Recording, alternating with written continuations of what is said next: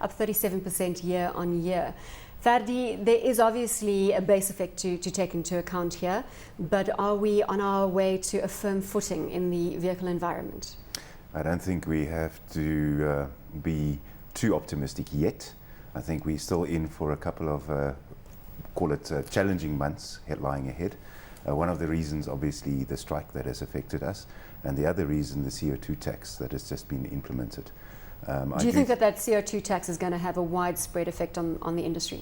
Yes, we do. Obviously, it will take effect, people that have bought now, that is why the figures are so good for this month. I think they've done it on purpose. Now the effect will take effect, and we're going to see that people will probably not be so keen to spend their money. How exactly is the CO2 tax going to work? Have you got any details? Yes. It is how they implement it. It is on top of the retail price of the vehicle, and then it affects it depending on how much CO2 the car emits. So the higher the CO2 emissions, the higher the tax on the car. In effect, it will be about 2% overall on average on all vehicles. But on all vehicles, is it not only on new vehicles purchased? On new vehicles. On new vehicles yes. purchased. And that's unfortunately it will affect people that buy higher priced vehicles. Will affect it more. So we might see a trend being pushed down already. I mean, obviously consumers have been buying down as a result of pressure on disposable income, but into the smaller models and the more cost-effective models. Yes. Obviously, the smaller the engine size, the less the emissions. The mark at this stage is 120 grams per kilometre, which is quite low compared to even overseas countries. And we also included our SUVs and double cab buckies, which means that it affects quite a big percentage of the market. Etienne, let's bring you in here as well. Yeah, Ferdi, I mean, just on the whole tax scenario with the emissions and so on.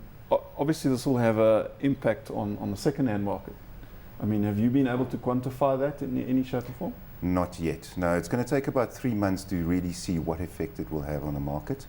We already are seeing an effect on the second-hand market as it is, and that is obviously because of the strong buying in the new market, the new car market. But yes, it will affect it eventually. We have to be aware of that. What's prompting, sorry, Etienne, what's prompting the strong buying in the new car market at the moment? Well, it is preemptive towards the tax because the tax has just been implemented. So people bought before the tax was implemented. We will now see that they probably will move to the second-hand car market. Sorry, Etienne, yeah, so just effectively arbitraging that the CO2 tax. Yes. So you just buy a second-hand car rather than a new one and bypass the So now we're going to tax. see sales in second-hand cars going up. Is that effectively what Correct. The conclusion we're coming to? Yes. In terms of banks, are they lending? Because that's the question I keep asking all the bankers. They say yes, they are. The South African consumer is just not borrowing. Well, if you look at the buying pattern, 85% of the sales this month was through dealers. And obviously a lot of financing happens there. And if I can quote Toyota Finance Services figures, they recorded 6.9% better lending rate than for previous months. So yes, I think consumers came in and they were accepted, but we'll have to see what the CO2 tax influence on that is going to be as well.